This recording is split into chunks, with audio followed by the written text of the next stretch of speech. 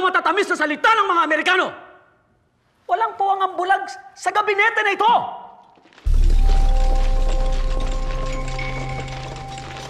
Paano ang aming mga negosyo? Kapag nakapaglaban kami, babagsak ang ekonomiya. Paano namin mapapakain ang aming mga pamilya? Negosyo o kalayaan, bayan o sarili, pumili ka! Magandang araw po sa inyo lahat. Welcome po sa panibagong reaction video dito sa Makapili TV. Ngayon ito ang pagkikwentuhan naman natin ngayon itong plan daw kasi ng Kamara na ipatawag itong si dating Pangulong Duterte at si Senator Bato de la Rosa dun sa ginagawa nilang hearing patungkol sa EJK na yan. So, medyo matagal na yung EJK na yan pero binubuhay uli nung Kamara dahil nga siyempre, kailangan nilang siraan ngayon ng mga Duterte or kailangan nilang bugbugin ngayon yung mga Duterte dahil nga nagpaplano or may planong tumakbo sa pagiging senador yung tatlong Duterte. So, kailangan nilang gibain ngayon yung mga Duterte para hindi mangyari yung gusto nilang plano. So, ano yung magiging script nila ngayon ay talagang didikdikin nila pagdating sa EJK na hindi ko maintindihan na kung sakali sabihin natin totoo yung mga aligasyon nila na meron talagang nangyaring EJK na inutos daw yun ni Pangulong Duterte, bakit hindi nila kasuhan? 'Di ba? I mean, wala na sa pwesto si Pangulong Duterte, pwede nilang gawin yun, pwede nilang gawin. Pero bakit kailangang bigyan pa ng mahabang oras pagdating sa komite ng mga Kamara yung EJK hearing na yan na alam naman natin na more on more on paninira na lang nangyayari at hindi na siya pang aid of legislation. Dahil hindi naman sila hindi naman sila korte para magsabing guilty. Pero ang lumalabas kasi sa hearing ng Kamara ay pinalalabas sila guilty kagad itong si Pangulong Duterte. Siyempre, oo, may pronouncement si Pangulong Duterte na tungkol sa war on drugs, which is kung tatanungin nyo naman yung taong bayan kung nagustuhan ba nila yung naging hakbang ni Pangulong Duterte, marami nagsasabi at majority sinasabi na effective yung ginawa ni Pangulong Duterte. Pero siyempre sa mga kritiko, sa mga human rights na ayaw kay Pangulong Duterte, masama yung kanilang tingin tungkol dun sa war on drugs na ginawa ni Pangulong Duterte. So, panoorin natin tong balitan to, pero bago ang lahat, kung hindi ka pa nakasubscribe sa Makapili TV, baka pwede naman pakipindot yung subscribe button at the same time palike na rin ng video. Wala namang pong bayad dyan, kaya pindot na. So ito, panoorin po natin tong balitan to. Sinisimula na ng House Committee on Human Rights ang investigasyon sa umano'y extrajudicial killings noong Duterte administration.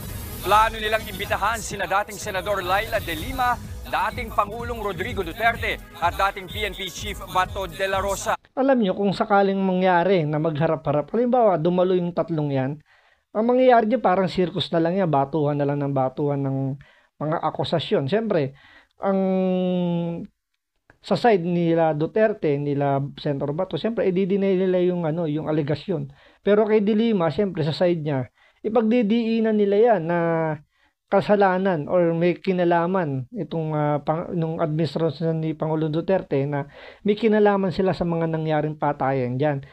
Pero ito, makikita nyo sa mga statement naman ng mga kinuha nilang resource person na medyo sablay yung mga ginawa nilang yung mga allegation nila medyo sablay. So tuloy natin to. Nasa frontline ng balitang yan, si Marian Enriquez. Posibleng magkaharap sa Kamara sina dating Senador Laila de Lima at dating Pangulong Rodrigo Duterte. Kabilang sila sa mga inimbitahan ng House Committee on Human Rights na nag-iimbestiga ngayon kaugnay sa umano'y extrajudicial killings noong administrasyong Duterte. Inimbitahan din si dating PNP Chief at ngayon Senador Bato de la Rosa. Magsisilbing resource person si de Lima. Habang gusto naman daw ng komite na marinig ang panig ni Duterte at De La Rosa matapos nilang pakinggan ang testimonya ng ilang kaanak ng namatay sa drug war. Because of the gravity of the testimonies of these victims, they should face these people and hear the complaints. Perhaps the former president would look into his own heart and realize what he has done in the past 6 years. Kabilang Tingnan nyo, kung ano daw yung ginawa daw ni Pangulong Duterte dun sa past 6 years. Sino ba yung mas nakinabang nung panahon nung war on drugs ni Pangulong Duterte? Yung mga sumusunod ba sa batas o yung mga etong mga nakakabit sa droga, 'di ba?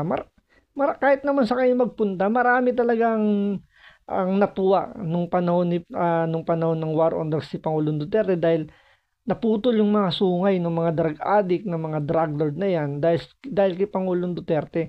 Malayang nakakapaglakad nung panahon ni Duterte ng gabi ang mga mamamayan natin dahil alam nila yung mga addict nagtatago na dahil alam nila may kalalagyan sila. Pero nung hindi pa si Pangulong Duterte yung nakaupo bilang presidente, baliktad. Yung mga addict, yung mga nasa kalsada at yung mga law-abiding citizen, yung mga nagtatago dahil ayaw nilang mabiktima nitong mga addict na to. Pero nung panahon ni Pangulong Duterte, nagsitago yung mga yan. 'Di ba? Ngayon nagbabalikan si Pangulong Duterte, nagbabalikan na yung mga addict at sila na naman ngayon yung naghahari-harian diyan sa kalsada. Pansinin niyo yung crime rate natin ngayon pagdating sa illegal drugs, medyo tumataas na naman. Andyan na yung kabit-kabila yung mga alam niyo yung may pinapatay, andyan yung mga riding in tandem na naman. So, nagbabalikan. So, dahil nga nalugi sila nung panahon ni Pangulong Duterte, ngayon bumabawi sila.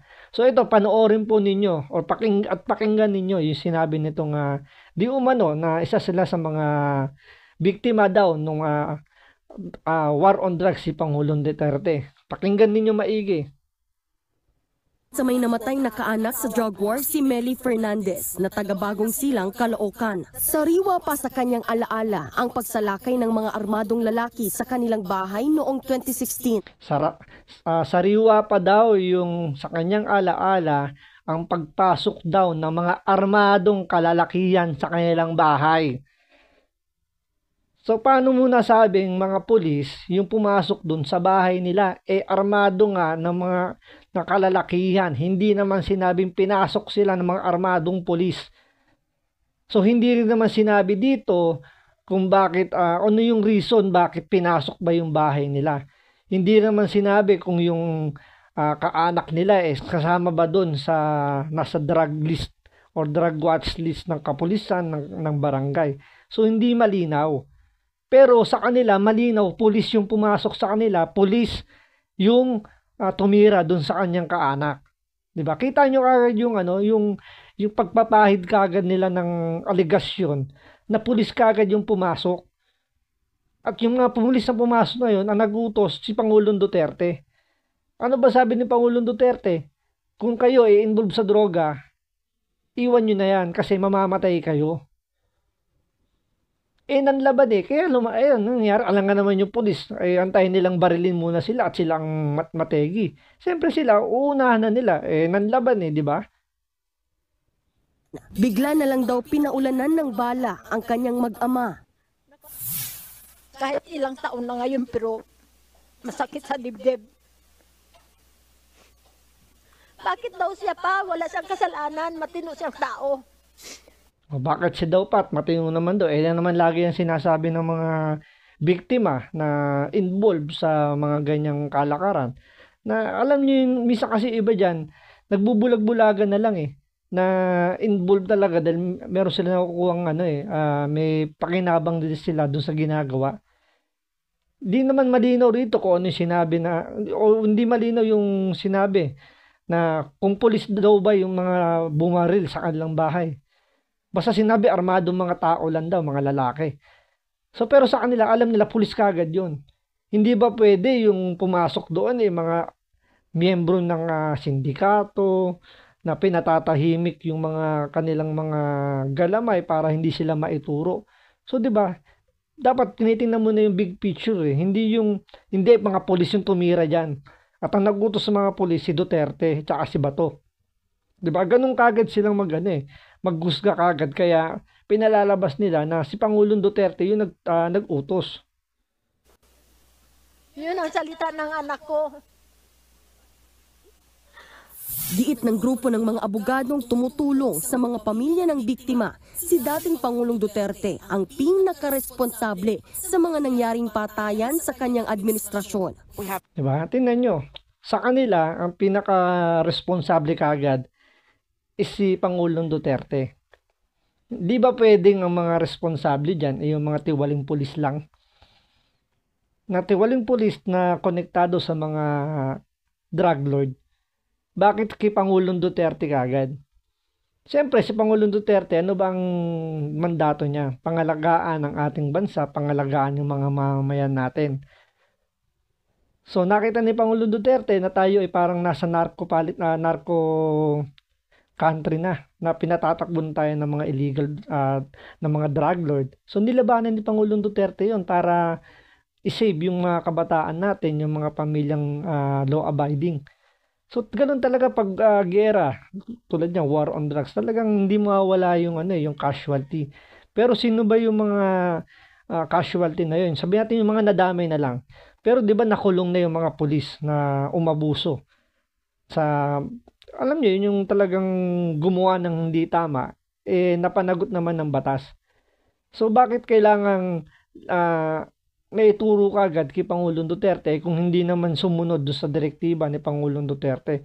May malinaw naman silang guidelines kung paano nila ipatutupad yung war on drugs. So, bakit kay Pangulong Duterte kagad? So, sabihin na natin, for the sake of argument, sige, si Pangulong Duterte na yung mastermind. Bakit hanggang ngayon wala pang silang sinasampang kaso kay Pangulong Duterte? Puro na lang investigasyon, puro hearing na lang sa Kamara. So, ano ba yung pinaka motibo? Bakit paulit-ulit na lang yung paghihiring yan? Siyempre, para siraan si Pangulong Duterte at ang mga Duterte. Lalo na ngayon na yung posibilidad na tumakbo sila sa Kongreso, sa Senado, at itong si VP Sara, makalaki ang posibilidad na tumakbo bilang presidente. So, nawiwindang sila. Dahil kung sakali nga mangyari na tatlong Duterte at yung mga kaalyado ni Pangulong Duterte magsama-sama at ang maging presidente si VP Inday Sara, talagang malilintikan itong mga congressman na sumipsip lang. At ngayon nakikita ni Pangulong Duterte kung sino talagang tunay na kakampi nila. On record, until 2022, you have the president saying that he was responsible for these killings. He is taking all accountability for these killings. And in fact, we also have a video recently that we unearthed that, where he says that his only crime is extrajudicial killings. Hindi po tayo abogado, pero hindi naman pwedeng gamiting ebidensya yung sinabi ni Pangulong Duterte. Alam na mga abogado yan. Yung iba nga, di ba, umamin na nga Tulad nung kay De Lima, umamin na yung mga witness Tapos binawi yung mga statement nila. Ano nangyari?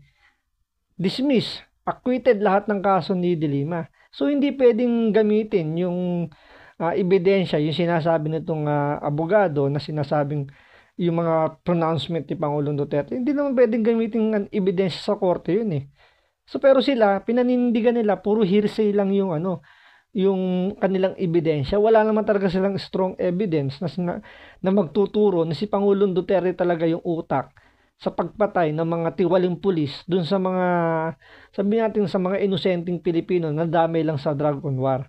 So talagang purely purely political lang yung kanilang agenda rito. Na kaya nga 'di ba, kaya nga sinasabi ni Pangulong Duterte, sa kanya human lives ang kanyang pinoprotektahan, hindi yung human rights.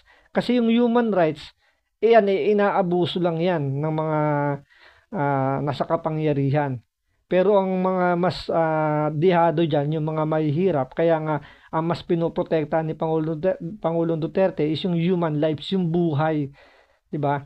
Dapat nga, imbitahan din dyan yung mga yung mga nabiktima nitong mga addict ng mga drug lord na to.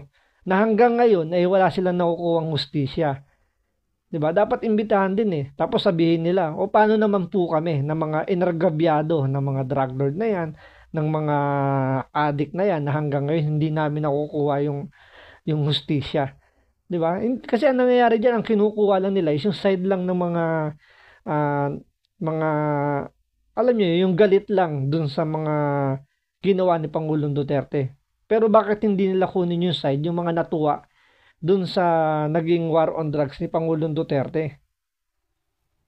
Pang pahayag sina dating Pangulong Duterte at Senador Bato de la Rosa kung haharap sila sa pagdinig ng Kamara.